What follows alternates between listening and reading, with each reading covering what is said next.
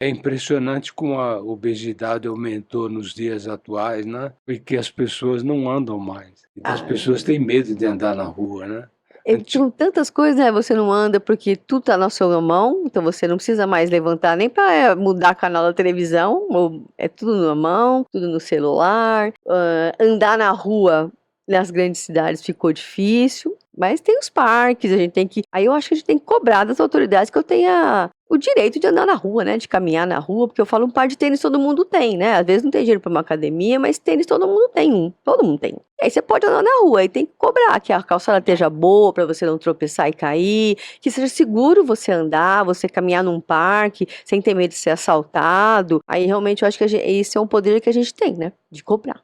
Eu me lembro que para mim era muito fácil, porque eu sou do século passado, então para mim era muito fácil andar na rua. E Hoje em dia as na pessoas têm época medo de ir à padaria. ninguém tinha carro, então eu andava demais e era muito magro e comia feito um louco, era uma coisa impressionante, né? É que o senhor não pegou ainda o senhor pegou um pouquinho da introdução do fast food, né? De tudo muito rápido, muito fácil, de comer rápido. Agora, isso tá mudando, né? Tem uns anos pra cá que a gente tá conseguindo que as pessoas entendam que é melhor a alimentação mais saudável. Até essas grandes marcas estão colocando alimentos saudáveis. Num lugar, por exemplo, que não tinha alimento saudável era a Disney. A gente não tinha alimento saudável, hoje em dia já tem. Tem salada, tem coisas feitas, tem grelhado. Isso não existia, era uma coisa que toda vez a gente falava.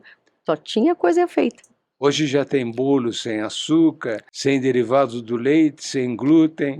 Isso hoje é uma facilidade. O diabético não pode mais reclamar, porque os doces sem açúcar são maravilhosos. São, Maravilhosos. são. Meu sogro tem diabetes, eu acho que é quase igual. Não dá para você diferenciar.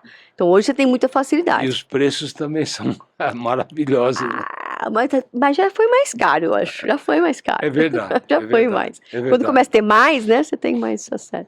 A alimentação tem algo a ver com AVC e o cansaço constante pode ser neurológico? Quem esquece palavras simples denota algum sinal para ficar alerta? Então, a alimentação é lógico, mas nós estamos falando até agora. A alimentação é muito importante. Quanto mais saudável você comer, mais regrado você comer, menos chance de você ter diabetes, colesterol, as coisas melhoram um pouco. A segunda pergunta esqueci, desculpa. O cansaço Alcançar. constante pode ser neurológico? O cansaço constante normalmente é uma parte cardiológica mais do que neurológica.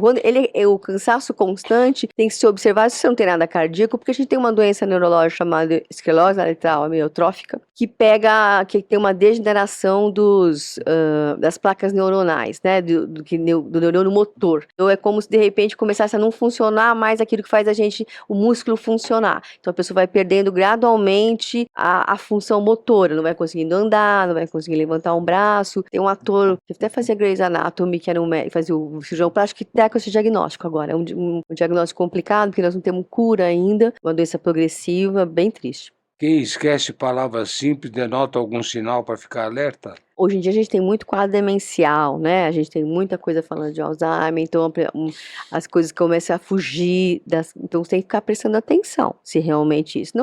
Isso não é um AVC, mas pode ser o começo de alguma coisa, mas a coisa mais importante é quando a pessoa repete muitas vezes a mesma coisa. Eu sempre falo, tá repetindo muitas vezes a mesma coisa? A família, geralmente o filho, alguém fala, mas já contou isso, já perguntou isso. É mais importante do que esquecer palavras. Mas se você começar a ter essa dificuldade de a pessoa pergunta uma coisa, você não consegue encontrar a palavra, isso se repete, é bom dar uma olhadinha que pode ser um AVC caprichoso, pegando aí a hora da fala.